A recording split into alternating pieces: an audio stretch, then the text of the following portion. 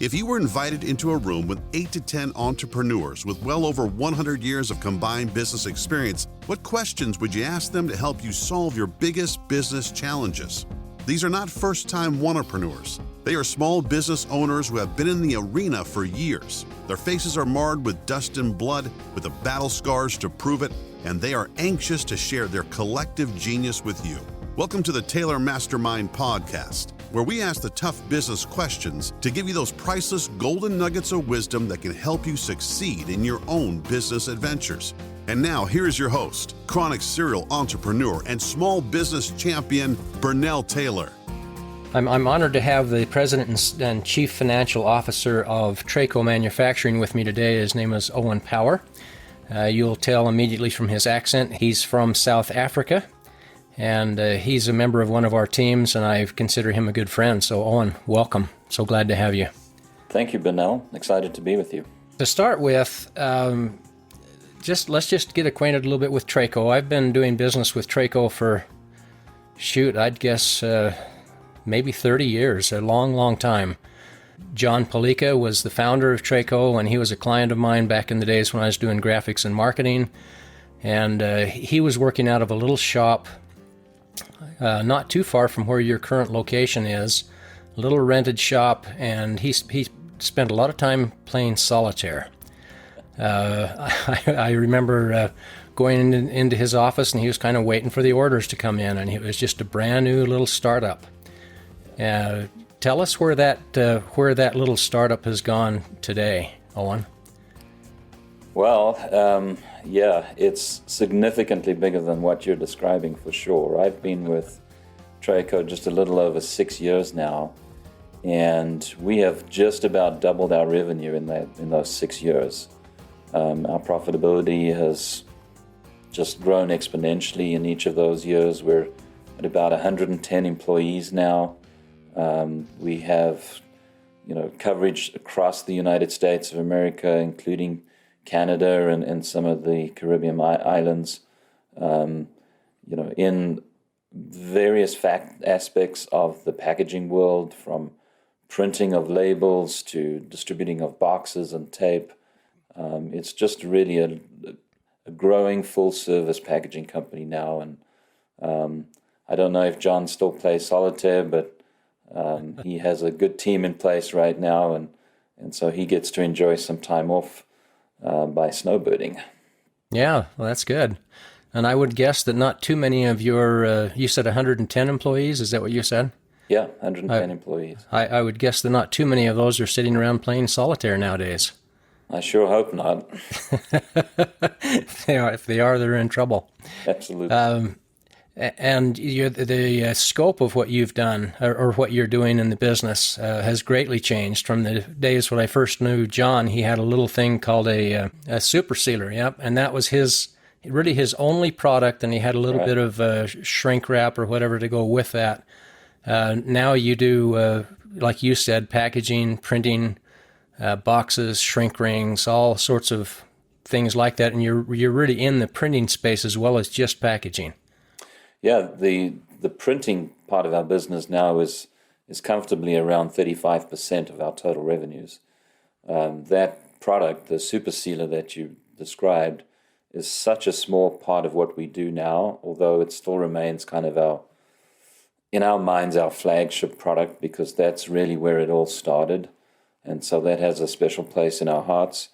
But print is definitely the growth point for us, and that's where we've seen the explosive growth, over the last 6 years.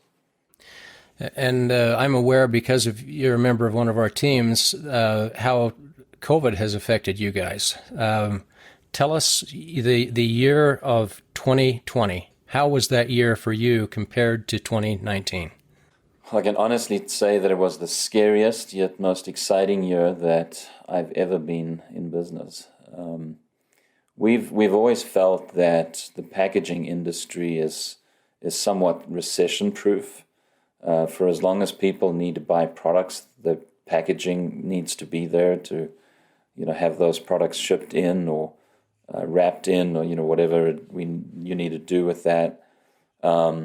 We started off 2020 really slowly. We were First quarter, we were missing all our goals. We weren't hitting our revenue targets. Our profitability was lower than what we had budgeted for. And that in itself was a stressful period. And at the back of my mind, we could see this pandemic sort of growing, the virus that had popped up, and it seemed to be creeping in. And I very distinctly remember that fateful night in March where I was trying to find the Jazz game, and I just couldn't find it. I just, the schedule said that it was on at this time on this channel, and I went to that channel, and it was some rerun of some previous game, and I was really confused. I thought, what's going on? So I started to search the news, and, then I found it, the report that there'd been this issue, and there was concern that one of the players had been infected with this virus. And I thought, what the heck? Why would you shut down a whole basketball game? Well, within 48 hours, right, everything was shut down here in the state. And there I was sitting in my office going, okay, what the heck do we do now?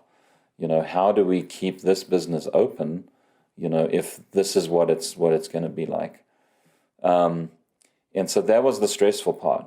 Each day then was me sitting on the computer, searching the internet, studying whatever I could about the virus and what the new restrictions were and what we could do and couldn't do and what we would do if someone was infected. And it was an absolute nightmare. Yet at the same time, we slowly started to improve with our shipping goals. We started to meet our shipping goals. The sales reps were starting to get bookings in, and things were getting better.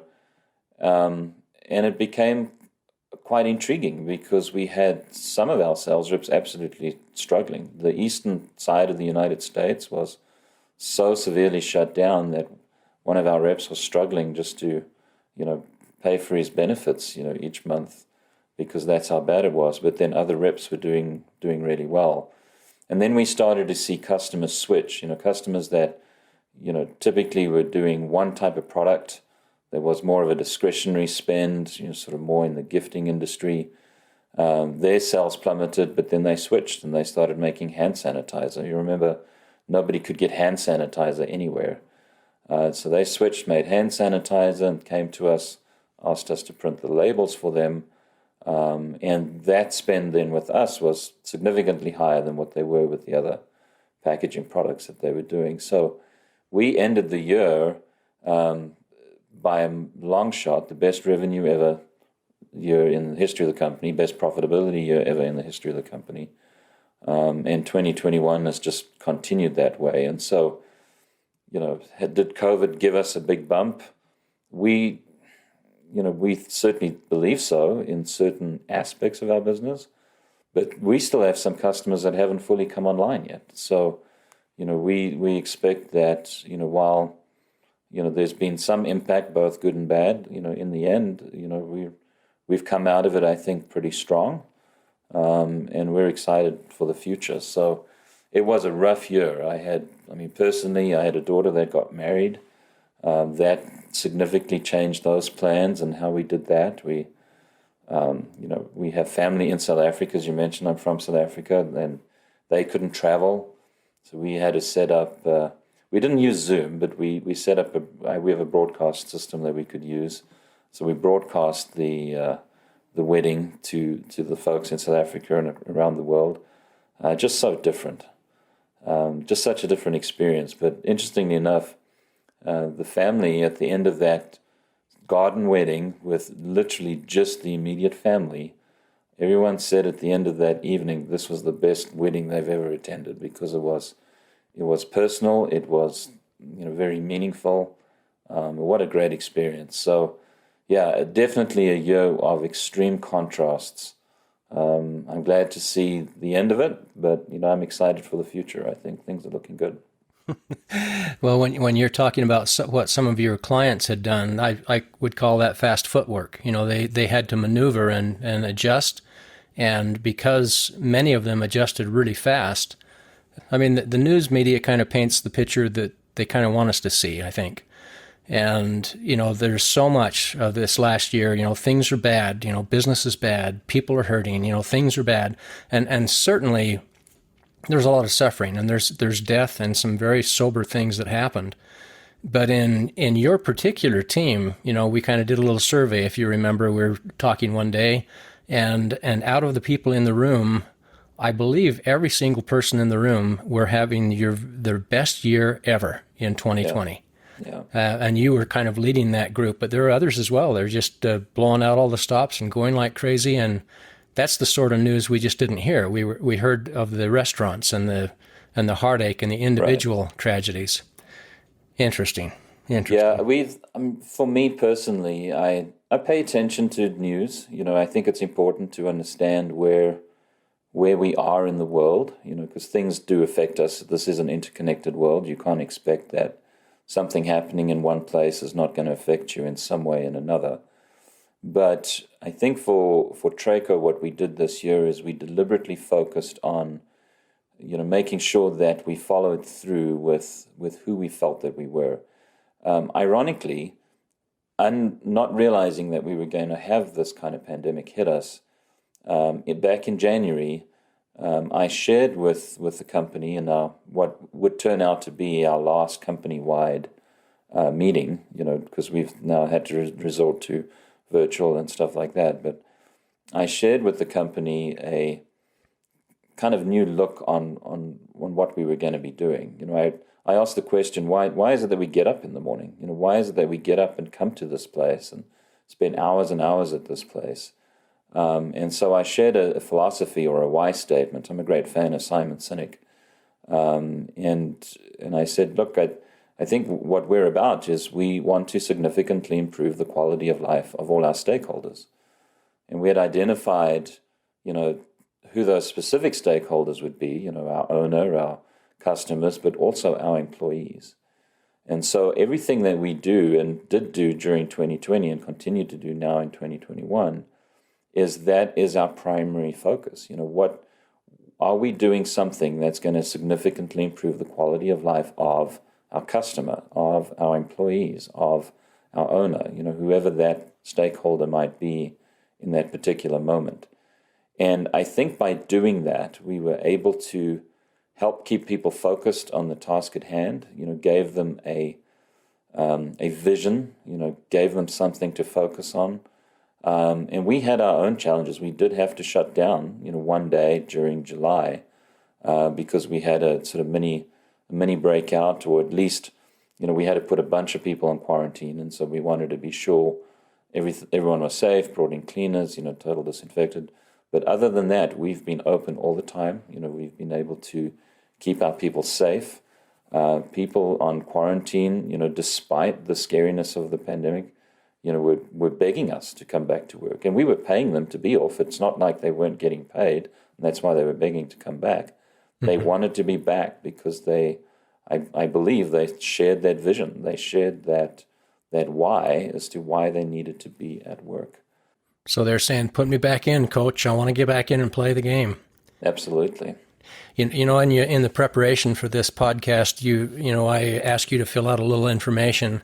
And under the section that says elevator pitch, it says your elevator pitch is significantly improving the quality of life of others. That's it. It's not fastest or best or cheapest or whatever. It's just improve quality of life. And I'll say that I've seen that reflected in our team meetings. The things that you say that are thoughtful, and I can tell that you really have a focus on other people and trying to improve their lives. That you take that to heart. That's really who you are. Your role, I guess technically speaking, is the CFO.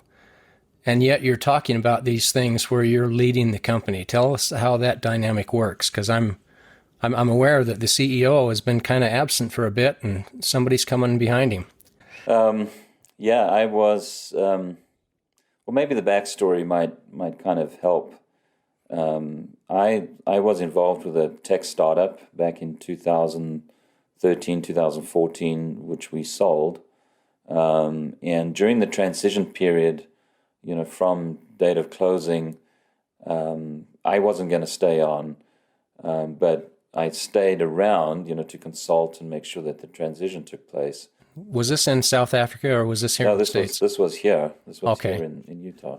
Okay. I reached out to my network and said, hey, looking for a new opportunity. And one of my LinkedIn contacts connected me with John Palika. And I called John up and we had a long conversation and ended up meeting a couple of weeks later. And he asked me to come and do some preliminary work, some consulting work, to help them understand what had gone wrong. They had been a successful company, but the margins were decreasing and profitability was decreasing, and nobody could explain it to them. So I came in, did some research, gave some ideas, and at the end of 2014, John asked me to come on board full-time as the Chief Financial Officer.